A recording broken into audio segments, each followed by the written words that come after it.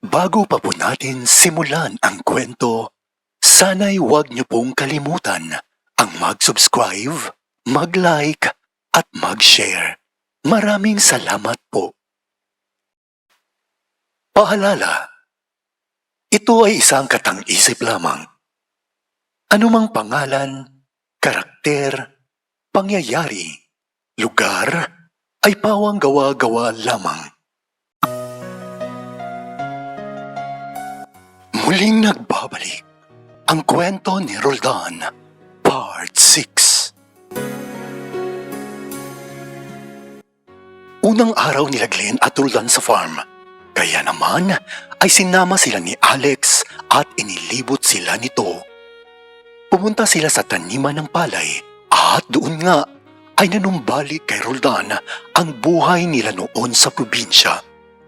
Hindi naman ito pinalampas ni Roldan at sinabi niya kay Alex na kung pwede ba siyang sumabay sa mga tauhan nitong magtanim ng palay.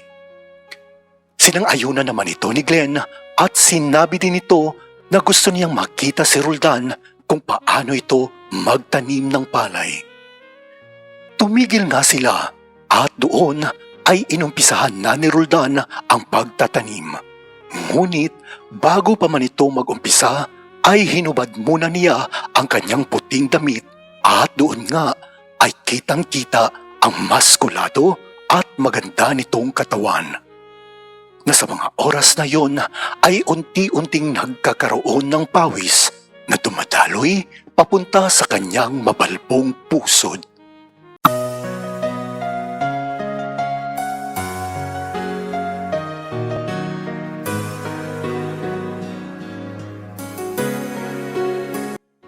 Napatitig ni Glenn na tila ba'y gusto nitong dilaan ang pawisang katawan ni Roldan.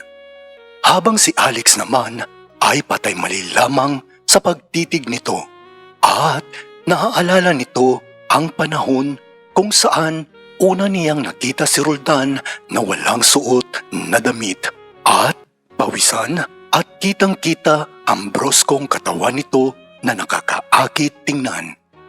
Isang oras ang lumipas ay natapos nga si Roldan sa pagtatanim ng palay. At sobrang saya nito dahil matagal na rin na hindi niya ito naggagawa. Mula nang sila'y lumisan sa kanilang probinsya. Nakatulog naman si Glenn nang hindi niya namamalayan dahil sa paghihintay nito. At sa mga oras na yon ay malayang napagmamasdan ni Alex ang mapang-akit na itsura ni Roldan at inabutan pa niya ito ng tubig habang nakatitig ito sa kanya.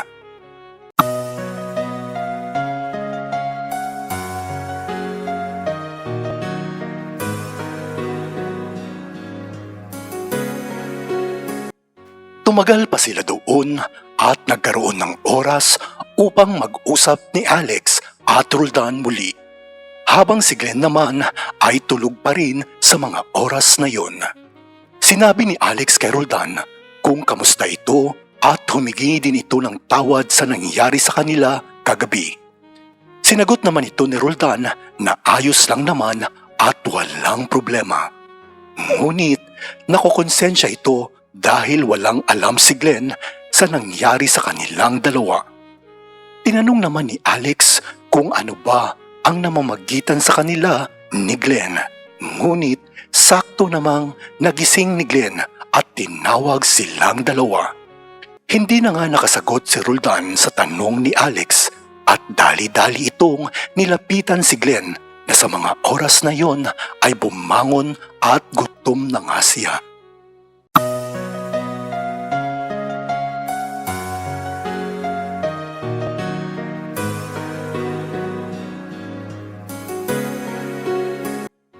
Kaya naman, sa mga oras na yon ay nakapagdesisyon silang bumalik sa bahay para kumain. Pagdating nila sa bahay ay nagluto naman ang asawa ni Alex ng hapunan nila na sa mga oras na yon ay mag-aalas 7 na ng gabi.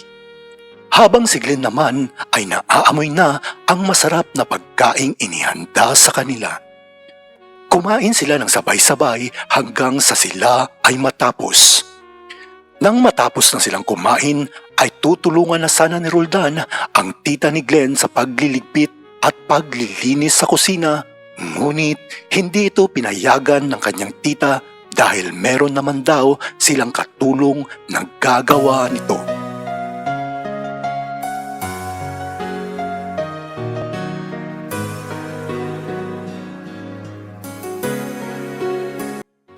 Pagkatapos noon ay pumasok na nga silang dalawa ni Glenn sa kwarto para makapaglinis. Dahil amoy pawis nga si Roldan, kaya naghubad ito at dumiretso nga ito sa banyo para maligo. Habang si Glenn naman ay kitang-kita nito ang hubad na katawan ni Roldan. Kaya naman sinundan niya ito sa banyo at naghubad din ito at sinimulang romansahin nito ang katawan ni Roldan. Wala nang nagawa pa si Roldan at hinayaan na lamang si Glenn sa ginagawa niya.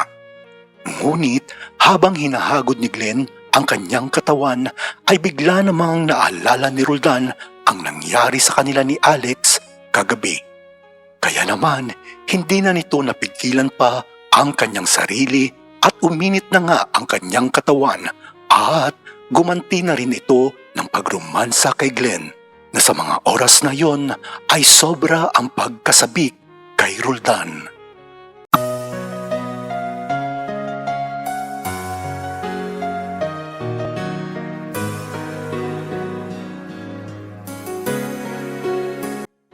Labis ang pagtatalik ng dalawa at di na nga napigilan ni Glenn ang pagkagigil sa ginagawa sa kanya ni Roldan. Dahil sa pagkasabik nito ay di namamalayan ni Glenn na napapalakas ang mga ungol nito at pagbigkas ng pangalan ni Roldan na parabang nababaliw ito. Sa mga oras ding iyon ay mag-aalas 9 na ng gabi at sakto namang papuntahan ni Alex sa kanilang kwarto. Binuksan nito ang pintuan at doon nga ay naririnig niya na may umuungol ng malakas. Sinundan nito ang mga boses at doon nga ay nakita niya si Roldan na binabayo si Glenn sa loob ng banyo. Napatulala si Alex sa kanyang nasaksihan at tila ba'y nakakaramdam din ito ng pagkasabik at pag-iinit. Ngunit hinayaan na lamang niya silang dalawa at lumabas ito sa kwarto.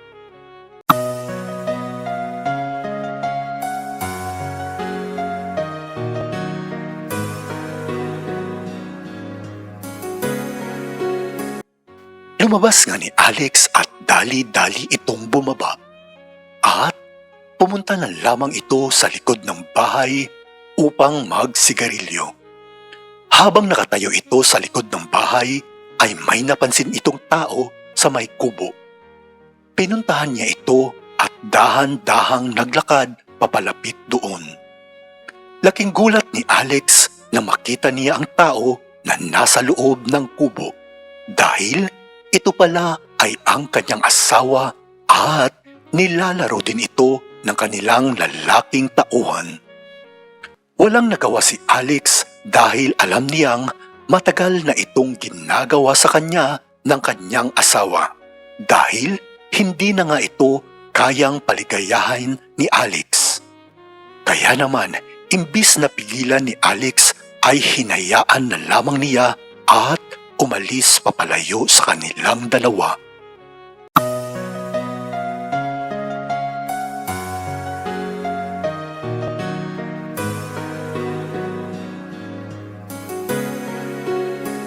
Aminado si Alex na mali ang kanyang nakita.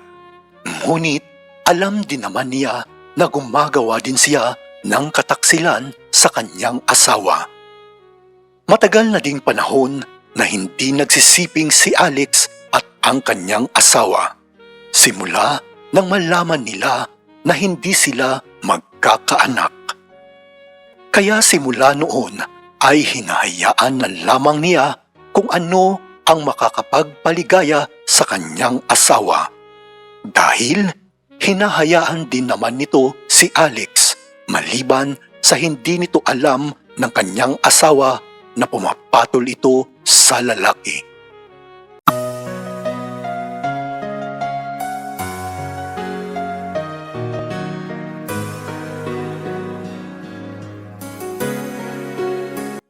Isang oras pang lumipas at saktong mag-aalas 11 na ng gabi. Lumabas si Roldan at nakita niya si Alex na parabang malungkot ito. Nilapitan niya ito at kinausap. Namataan niyang parang may mga luha ang mata ni Alex, kaya naman tinanong niya ito kung okay lang ba siya. Hindi sumagot si Alex at tumayo na lamang ito at dali-daling kinuha ang kanilang sasakyan at mabilis itong umalis. Kaya naman bumalik sa loob sa bahay ni Roldan at pumunta ito sa kusina para kumuha ng tubig. Habang kumukuha ito ng tubig at saktong iinom na sana siya, ngunit may narinig ito na parabang may nag-uusap sa likuran. Sinilip niya ito at sakto namang nakita ni Roldan ang asawa ni Alex na hinahalikan ang isang lalaki. Nagulat si Roldan, ngunit hinayaan niya ito at bumalik na nga siya sa kwarto sa itaas ng bahay. Habang si Glenn naman ay mahimbing na natutulog, kaya naman si Roldan ay napapaisip muli tungkol sa kanyang nakita.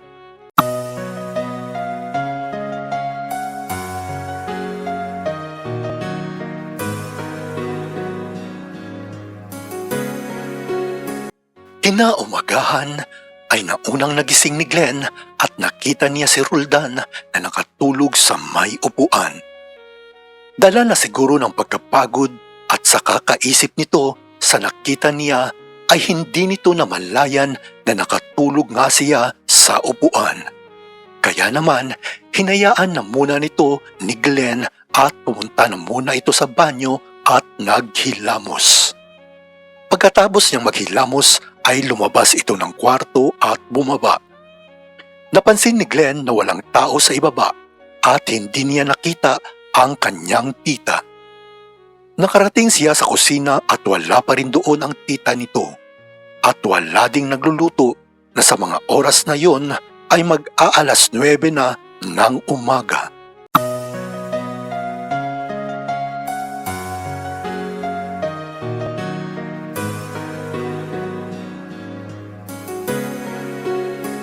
Nakakapagtaka para kay Glenn sa mga oras na yon, kaya naman hinanap din ito ang tito niya. Ngunit kahit ang kanyang tito ay wala din doon. Pinuntahan ni Glenn sa kwarto nila at nakita niya na nakabukas ang pintuan nito. Kaya sinilip niya at doon nga ay nakita niya na magulo at walang tao sa loob. Pumasok siya sa loob upang tingnan kung ano ang nangyayari dito. Isang liham ang nakita ni Glenn sa ibabaw ng lamesa at binasa niya ito. At doon nga ay nalaman ni Glenn na nakipagtanan ang kanyang tita dahil hindi na nga ito masaya sa piling ni Alex.